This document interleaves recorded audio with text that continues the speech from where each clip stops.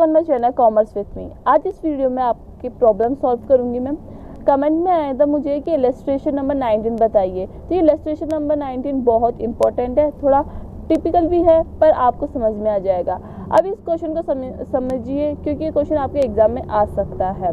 तो ये क्वेश्चन क्या बोल रहा है, T Limited was placed in voluntary liquidation on 31st March 2018 when the balance sheet was as follow। कि जो T Limited कंपनी है वो क्या कहाँ जा रही है, वो लिक्विडेशन में जा रही है। अपनी इच्छा से लिक्विडेशन में जा रही है। कब जा रही है? 31 मार्च 2018 को जा रही है। और उसकी जब वो गई थी लिक्विडेशन में उस वक्त की आपको बैलेंस शीट गिवन है कि कितने शेयर्स थे उसके पास, कितने रिजर्व रखे हुए हैं कंपनी के पास, कितना P&L है। और P&L देखो, हमेशा जब भी आप लिक्विडेशन का क्वेश्चन करोगे तो P&L हमेशा ब्रैकेट में होगा। इसका मतलब क्या है? इसका मतलब ये है कि आपकी कंपनी कहाँ है, आपकी कंपनी लॉस में है। आपकी कंपनी क्या है? लॉस में। अगर लॉस में होगी तभी तो आप अपनी कंपनी को बंद करोगे ना। तो हमेशा ध्यान रखना है कि P&L हमेशा इसमें क्या होता है? लॉस में होता है, ब्रैकेट में होता है। इसी तरह आपको असेट्स गिवन है कि फिक्स असेट्स कितनी है अवेलेबल और करंट असेट्स कितनी है। अब एडिशनल इंफॉर्मेशन पढ़ते हैं। जब preference share dividends are arrear, मतलब जो प्रेफरेंस शेयर होल्डर्स है उन्हें डिविडेंड नहीं दिया है, पिछले 4 सालों से उसे क्या नहीं दिया? डिविडेंड नहीं दिया। तो आपको अभी क्या करना है? डिविडेंड देना है। It is provided in the company article that on liquidation. अब देखो, जब कंपनी बन रही थी तो उनके आर्टिकल्स में लिख दिया गया था कि जब लिक्विडेशन में जाएगी कंपनी, जब लिक्विडेशन में कंपनी जाएगी तो उसके पास जो अमाउंट होगा, जो सरप्लस असेट्स होगी, सरप्लस असेट्स मतलब असेट्स को सेल करने से जो पैसा आएगा उनमें से सबसे पहले पेमेंट किसका किया जाएगा? प्रेफरेंस डिविडेंड का पेमेंट किया जाएगा। सेकंड किसको पेमेंट किया जाएगा? सेकंड पेमेंट किया जाएगा प्रेफरेंस शेयर्स होल्डर्स को विथ प्रीमियम के साथ पे करना है। अब इसमें एक क्या पॉइंट आ गया? प्रीमियम भी इंक्लूड करके आपको उनका पेमेंट करना है।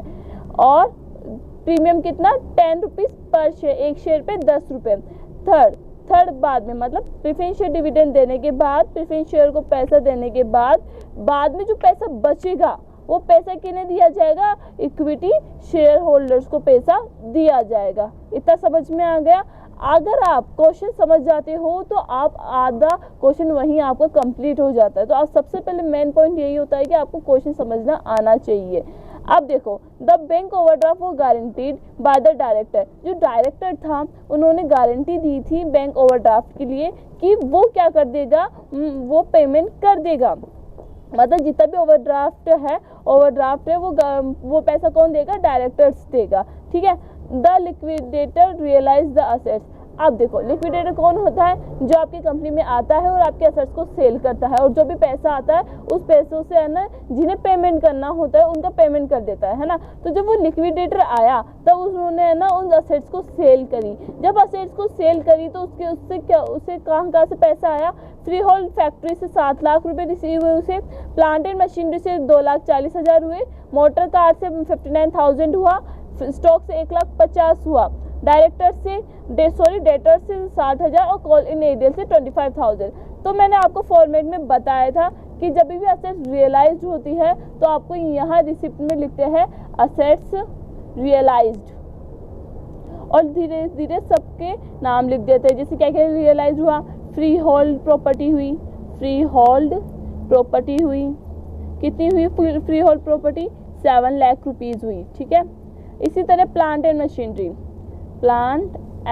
मशीनरी कितनी रिसीव हुई? 2,40,000 रुपीज़। अब देखो, आपको मैं बता रही हूँ, ये मैं डायरेक्ट इसलिए लिख रही हूँ क्योंकि आपकी बैलेंस शीट में इसके लिए कोई प्रोविजंस नहीं गिवन। अगर आपकी करंट लाइबिलिटीज में अगर जैसे फ्री होल्ड फैक्ट्री आ जाता है तो इसका मतलब ये होता है कि आपको उसको पैसा चुकाना है, पर आपके पास कुछ भी नहीं है, तो मैंने डायरेक्ट लिख रही हूँ। अब आ गए मोटर कार से 59,000 रिसीव हुए, स्टॉक्स से हुए 1,50,000 रुपीज़। अब कॉल इन एरियर, मतलब जिन्होंने पैसा नहीं दिया था उन्होंने अब क्या कर दिया? पैसा दे दिया। कितना दे दिया? 25,000 रुपये आपको रिसीव हो गए।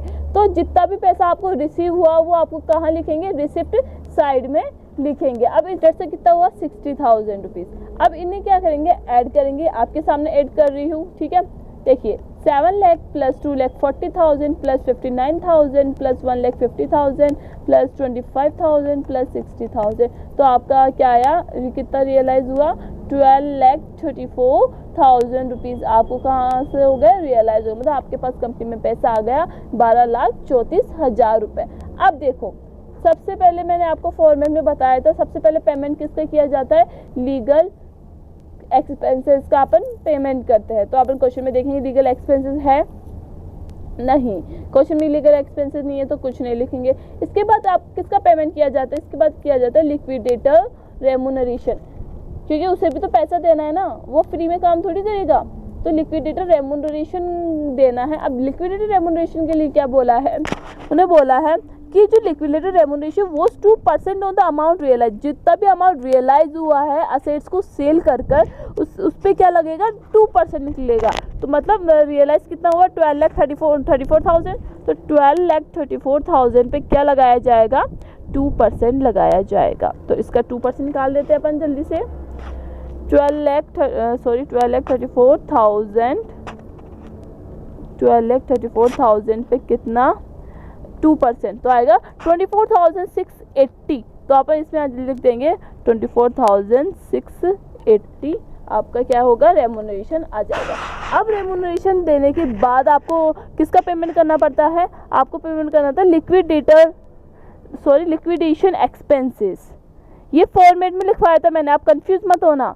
फॉर्मेट में पहले किसका पेमेंट करते हैं, लीगल को एक्सपेंसेस का, फिर रेमुनरेशन का करते हैं, फिर लीगल लिक्विडेशन एक्सपेंसेस का करते हैं, फिर डिबेंचर का करते हैं, फिर प्रेफरेंशियल क्रेडिटर्स, अनसिक्योर्ड क्रेडिटर्स, फिर प्रेफरेंशियल शेयर होल्डर्स, इन सब का पेमेंट करते हैं। तो आपको सीक्वल याद होना चाहिए तभी आप क्वेश्चन कर पाओगे। तो लिक्विडेशन एक्सपेंसेस कितने हैं गिवन 3,820 गिवन है, आपको दिख दिया मैंने यहाँ, ठीक है।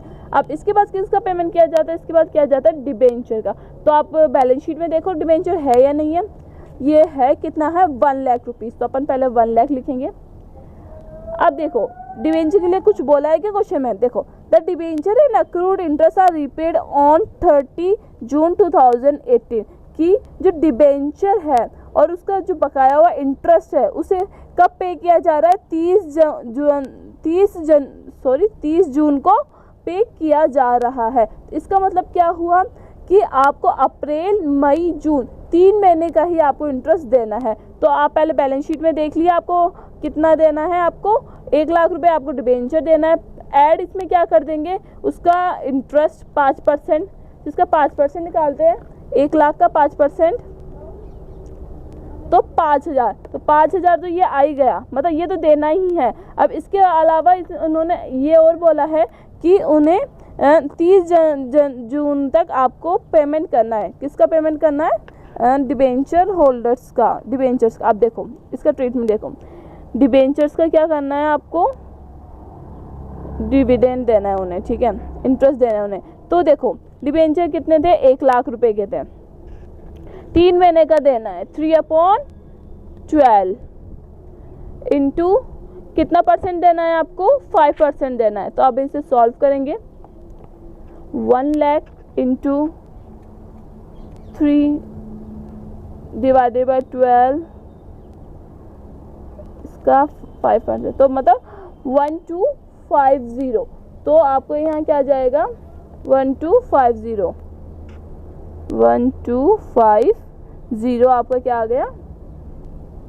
अब यहाँ देखो आपने बैलेंस शीट में नोटिस किया क्या, बैलेंस शीट में करंट लायबिलिटी में आपको गिवन है इंटरेस्ट ऑन डिबेंचर आउटस्टैंडिंग, मतलब जो आपको इंटरेस्ट देना है डिबेंचर पे वो भी आपका बकाया हुआ है। कितना बकाया हुआ है 2,500 रुपीज़।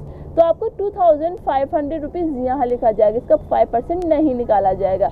ठीक है, समझ में आया। मैं फिर से बताती हूँ कि आपको डिबेंचर तो देना ही है। देखो डिबेंचर कितना है 1 लाख रुपीज़, वो मैंने आपको लिख दिया यहाँ। अब इसमें क्या बोल रहा है कि इंटरेस्ट और डिबेंचर आउटस्टैंडिंग, जो डिबेंचर के ऊपर जो इंटरेस्ट है वो आपका बकाया हुआ है, वो भी आपने नहीं पे किया है। तो सबसे पहले आप वो पे करोगे ना, तो 2,500 वो लिख दिया मैंने यहाँ। अब ये आपके बाद फिर बाद में एडिशनल इन्फॉर्मेशन में क्या बोला है कि जो डिबेंचर है उसके ऊपर इंटरेस्ट देना है आपको 30 जून तक। जब 30 जून तक आपको इंटरेस्ट मैंने यहाँ कैलकुलेट करके बता दिया, कितना रहता आपका ये 1250, तो ये अपन यहाँ लिख दिया यहाँ। अब इन तीनों को ऐड करके अपन फाइनल कॉलम में लिख देंगे, जैसे 1 लाख प्लस 2500 प्लस 1250, तो 1,03,750 रुपीज़ अपन यहाँ लिख देंगे फाइनल कॉलम में। समझ में आया कैलकुलेशन? डिबेंचर का प्लीज़ ध्यान रखिए, अगर आपका आउटस्टैंडिंग आ जाता है तो आपको उसका पेमेंट करना रहता है पहले, फिर बाद में आपको एडिशनल पेमेंट करना रहता है जो एडिशनल इंफॉर्मेशन में गिवन है।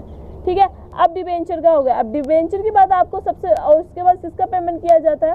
इसके बाद आपको पेमेंट किया जाता है प्रेफरेंशियल क्रेडिटर्स का पेमेंट किया जाता है, प्रेफरेंशियल क्रेडिटर्स। अब देखो प्रेफरेंशियल क्रेडिटर्स कौन कौन से हैं यहाँ क्वेश्चन में देखते हैं। प्रेफरेंशियल क्रेडिटर्स, बैंक ओवरड्राफ्ट हुआ आपका, प्रेफरेंशियल क्रेडिटर्स कुछ नहीं है। अब कौन से आ गए आपके पास? अनसिक्योर्ड क्रेडिटर्स आ गए। ठीक है, अनसिक्योर्ड क्रेडिटर्स में क्या क्या आ गया आपका आ गया क्रेडिटर्स। सबसे पहले क्या आया? क्रेडिटर्स। तो क्रेडिटर्स के लिए एडिशनल इंफॉर्मेशन में क्या गिवन है? क्रेडिटर्स के लिए बोला है कि जो creditors were paid less discount of 5%, मतलब क्रेडिटर्स को अभी पेमेंट कर दिया पर कितने पर? 5% डिस्काउंट पर कर दिया। तो आपको क्रेडिटर्स कितने गिवन है? 1,15,000 रुपीज़। ठीक है, देखते हैं 1,15,000 रुपीज़ आप क्रेडिटर्स है और इसका पेमेंट किस पे किया? आप 5% डिस्काउंट पे किया, इसका 5% निकालेंगे 5,750 रुपीज़। आपको यहाँ कैलकुलेशन करके दिखा देती हूँ मैं आपको क्रेडिटर्स के। क्रेडिटर्स को बैलेंस शीट में कितने हैं? 1,15,000 रुपीज़। ठीक है, 1,15,000 रुपीज़। अब देखो इसमें से लेस कर देंगे डिस्काउंट कितना? 5%। इसका 5% आपका निकाला 5,750 रुपीज़। अब ये लेस करेंगे इसमें से, तो 1,15,000 में लेस करेंगे 1,09,250 रुपीज़। ये क्या आ गया आपका?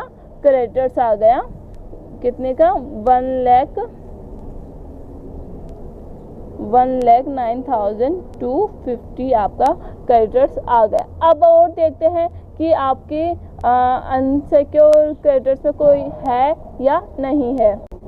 बैंक ओवरड्राफ्ट, बैंक ओवरड्राफ्ट के भी तो पेमेंट किया है ना डायरेक्टर ने। वो कितना किया है? वो किया है आपका 58,000 रुपीज़। कितना? 58,000 रुपीज़। अब इन दोनों को ऐड करेंगे, 1,09,250 प्लस 58,000, तो आ जाएगा 1,67,250 रुपीज़। ठीक है, अब हो गया। क्वेश्चन में क्या था? पहले आपको क्या पे करना है? आपको पहले एरिया पे करना है, फिर आपको प्रेफरेंशियल शेयर होल्डर को देना है। तो इसका मतलब क्या है? आपको सबसे पहले एरिया देना पड़ेगा प्रेफरेंशियल शेयर होल्डर्स को। प्रेफरेंशियल शेयर होल्डर्स, देखो प्रेफरेंशियल शेयर होल्डर्स कितने हैं के? 6 लाख रुपीज़। तो यहाँ 6 लाख रुपीज़ दे देते हैं। इसमें क्या ऐड किया जाता है? इसमें ऐड किया जाता है डिविडेंड ऐड किया जाता है। क्या? डिविडेंड। तो डिविडेंड 30,000 रुपये आ गया आपके पास। ठीक है, तो ये 30,000 रुपये कहाँ से आया है? 30,000 रुपये आया 1 साल का आया है, पर आपने डिविडेंड कितने साल तक का नहीं दिया? 4 साल तक का आपने डिविडेंड नहीं दिया है। तो 30,000 इंटू 4, तो कितना हो जाएगा आपका? ये हो जाएगा 1,20,000 रुपीज़।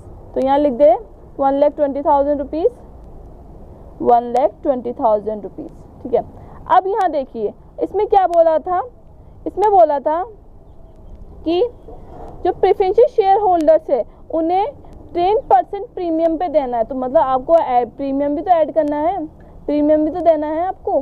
प्रीमियम पे क्या किया जा रहा है? उन्हें पेमेंट किया जा रहा है प्रेफरेंशियल शेयर होल्डर्स को, और एक शेयर पे कितना? 10 रुपये। तो प्रेफरेंशियल शेयर होल्डर कितना है? 6,000 रुपीज़ है ना। तो 6,000 इंटू कितना परसेंट देना है आपको? देना 10 रुपीज़। तो यह होता है 60,000 रुपीज़। तो प्रीमियम कितना हो गया? 60,000 रुपीज़। अब क्या करेंगे? इन तीनों को ऐड कर देंगे, 6 लाख प्लस 1,20,000 प्लस 60,000, तो ये 7,80,000 रुपीज़ आपका क्या होगा? प्रेफरेंशियल शेयर होल्डर को आ गया। अब देखो लास्ट है इसमें कि जो बाकी का जो जितना भी पैसा बचता है वो किसे दे दिया जाएगा? इक्विटी शेयर होल्डर को दे दिया जाएगा। तो लास्ट में जितना पैसा बचा ना वो किसे दे देंगे? इक्विटी शेयर होल्डर को। अब बैलेंस जो बचेगा ना इसमें से ये माइनस करके वो सारा आपको इसमें जल जाएगा। जैसे इसका 12,34,000 आई गया था, इसमें से लेस करेंगे 2,680 माइनस 3,820 माइनस 1,03750 माइनस 167 250 माइनस 7,80,000 तो आ जाएगा 1,54,500। ठीक है, अभी क्या हो गया, इक्वल हो गया दोनों साइड कितने से 12,34,000 रुपीज़। अब देखो ये क्वेश्चन थोड़ा लेंथी था, थोड़ा टिपिकल था। आपको 5-6 बातों का ध्यान रखना है। वो कौन सी बातें हैं, आपको बैलेंस शीट को बिल्कुल भी इग्नोर नहीं करना है। बैलेंस शीट में अगर लायबिलिटी साइड में कुछ पॉइंट गिवन है तो इसका मतलब क्या है, आपको उनका पेमेंट करना है। जैसे बैंक ओवरड्राफ्ट था, डायरेक्टर ने बोला था कि मैं पेमेंट कर दूंगा, फिर भी आपकी किस में गई है, अनसिक्योर्ड क्रेडिटर्स में गए कितने 58,000 रुपीज़। पहले इस बात का ध्यान रखना है। दूसरा किस बात का ध्यान रखना है कि जो इंटरेस्ट था वो भी आपके डिबेंचर का इंटरेस्ट आपने पे नहीं किया तो उसका भी आपको इंटरेस्ट पे करना पड़ेगा। तो आपने जब भी आपने डिबेंचर का पेमेंट किया था ना, उस वक्त क्या कर दे कि जो इंटरेस्ट आपने अभी तक पे नहीं किया वो भी ऐड होकर आपके आएगा। अब थर्ड बात का आपको ध्यान में रखना है कि इसमें क्या बोला है कि 3% प्रीमियम पे दिया है, मतलब 10% प्रीमियम पे दिया। तो जब भी आप प्रेफरेंशियल शेयर होल्डर का अपन किया था अपन ने यहाँ, तो इसमें प्रीमियम आपको क्या किया, ऐड किया। और डिविडेंड 4 साल का नहीं दिया है तो डिविडेंड भी 4 साल का ऐड किया। तो इस तरीके से आपको इस क्वेश्चन को 2 बार निकालना है, एक बार मेरे कहने से और एक बार आप देखकर करिए और एक बार बिना देखे करिए, आपको ये क्वेश्चन आ जाएगा। और नेक्स्ट वाला क्वेश्चन मतलब इलस्ट्रेशन नंबर 20 भी इंपॉर्टेंट है, आपको करना है। अगर नहीं आता आप कमेंट में लिखिए, मैं आपको अच्छी तरह समझूँ। Thank you for watching.